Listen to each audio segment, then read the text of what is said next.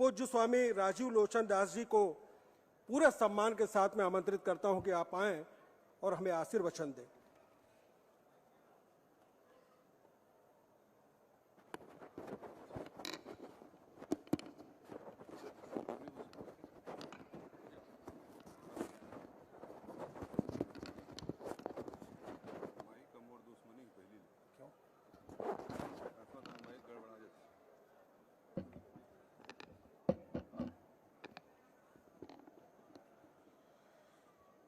पतितानां पावनेभ्यो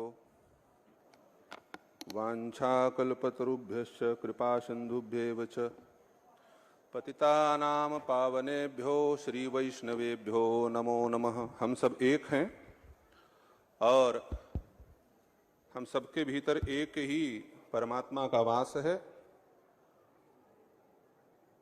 समवेत स्वर में समरसता का भाव, जिस नाम ने पूरे विश्व को और विश्व के हिंदुओं को एक कर दिया, जिस नाम को जप करके भारत के सिद्ध सिद्धि को प्राप्त किए, उस नाम का 2 बार उच्चारण करें।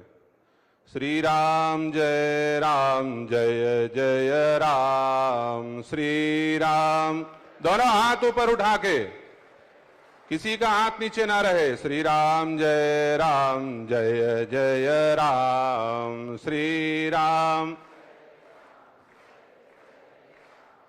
श्री राम जय जय राम।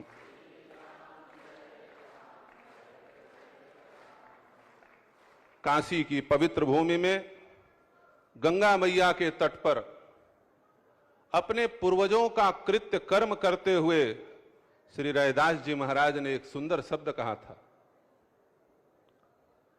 सपनों में बर्राई के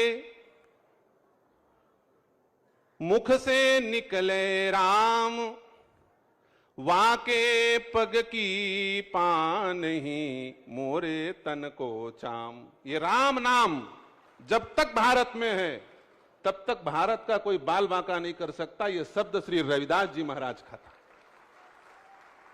ऐसे श्री रविदास जी महाराज के तपस्थली भगवती भागीरथी रिंगत तुंग तरंगनी गंगा के तट पर विराजमान, त्रिकाल में जिसका नाश नहीं होता, इसी काशीपुरी सीर गोवर्धन से गंगा जल और भगवान के पवित्र मिट्टी को लेकर के पूरे देश में राष्ट्रीय स्तरीय और राज्य स्तरीय कलश वंदन अभियान निकला है। और उस अभियान को हम लोग देखने के लिए यहां उपस्थित हैं। अपने आप पर गर्व कीजिए और अपने आप के लिए एक बार ताली बजाइए। हमारे छत्तीसगढ़ के मुखिया श्री विष्णुदेव साई जी यहां पर उपस्थित हैं। साथ ही साथ संगठन के समस्त शिल्पी श्री अजय जामवाल जी, भैया श्री पवन साई जी और संत महापुरुष यहां पर उपस्थित हैं। छत्तीसगढ़ के समस्त भारतीय जनता पार्टी के चुने हुए जनप्रतिनिधि, मंत्रीगण और कार्यकर्तागण यहां पर उपस्थित हैं। सनातन धर्म और भारत, याद रखिएगा, देश की सीमाएं घटती और बढ़ती हैं, उसके मूल में कारण होता है आपके अंदर एकता कितनी है। इस भारत को अपनी मातृभूमि मानने वाले लोग यदि एक होकर के रहेंगे तो भारत की सीमा आज से 5260 साल पहले अजब, ईरान, सहारा, बलक, बुखारा, तुर्किस्तान, अफगानिस्तान, पाकिस्तान, यह सब भारत था। और राजा परीक्षित उस समय दिल्ली में शासन करते थे। इंद्रप्रस्थ पूरे विश्व की राजधानी थी। हम धीरे धीरे विभाजित होते गए, हमारा देश खंड खंड होता गया। याद रखिएगा, गंगा नदी को सुखाना हो तो गंगा को सुखाने का सामर्थ्य किसी के अंदर नहीं। क्या करो, पहले एक बांध बनाओ और बगल से नहर निकाल दो। थोड़े दूर जाकर के एक बांध बनाओ, फिर बगल से नहर निकाल दो। थोड़े दूर बाद फिर एक बांध बनाओ, फिर बगल से नहर निकाल दो। कुछ दूरी तय करने के बाद पता चलेगा कि गंगा की मूल धारा सूख गई है और सारा का सारा जल कहां चला गया है, नहरों में। यह बात आपकी संस्कृति को नष्ट करने वाले विदेशी विधर्मी जानते हैं, इसलिए उन्होंने हमारे संतों के नाम पर बांट करके हमको अलग करने का प्रयास किया। आदि जगतगुरु रामानंदाचार्य जी के पास श्री रविदास जी महाराज पहुंचे। उनके 12 शिष्य थे। मुगल जानते थे कि भारतीय धर्म के रूप में एक हैं, वो अपनी मातृभूमि को ऐसे हमारे हवाले नहीं करेंगे। इसलिए रामानंदाचार्य जी महाराज ने अपने सबसे बड़े शिष्य श्री कबीरदास के रूप में स्वीकार किया और सबसे छोटे शिष्य श्री रैदास जी महाराज के रूप में स्वीकार किया। शास्त्रों में इनके नाम का वर्णन है। हमारे शास्त्रों में वर्णन आता है कि भगवान के 12 भक्तों में प्रहलाद, नारद, पराशर, पुंडरीक, व्यासांबरीश, सुक, सौनक, भीष्म, दालव्याम 12 शिष्य हैं, जिसमें सबसे पहले प्रहलाद हैं और उस प्रहलाद के अवतार के रूप में स्वयं श्री कबीराज श्री कबीरदास जी महाराज हैं और उन्हीं 12 भक्तों में से एक श्री रैदास जी महाराज यम के अवतार हैं। ये शास्त्रों में लिखा है। हम लोग कोई कपोल कल्पित बात नहीं करते, प्रमाण सहित प्रस्तुत कर देंगे। ये संत हमारे लिए देव पुरुष हैं, भगवान के अवतार हैं।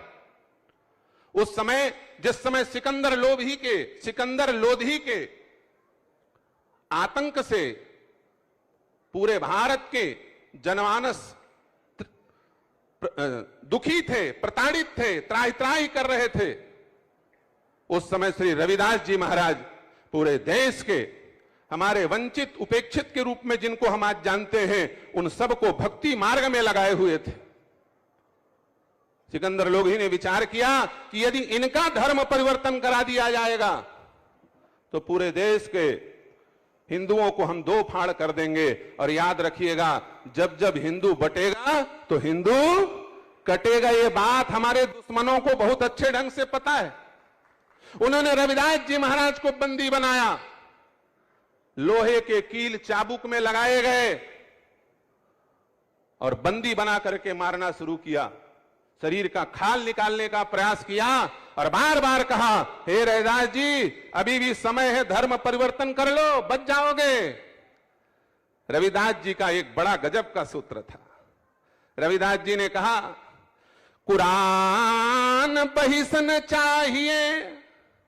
हे सिकंदर लोधी, मुझे तेरा कुरान नहीं चाहिए, कुरान बहिसन चाहिए। मुझको हूर 1000, मुझे तेरे 72 और 72,000 हूर नहीं चाहिए। क्या चाहिए? वेद धर्म त्यागू नहीं, जो गल चले कटार। अरे मेरे गले में तू कटार चला दे तो भी मैं वेद धर्म का परित्याग नहीं करूंगा। ऐसे श्री रविदास जी महाराज, रामानंदाचार्य के बड़े शिष्य श्री कबीरदास जी महाराज, इन संत महापुरुषों ने भारत को एक किया। इन सब की परंपरा एक है।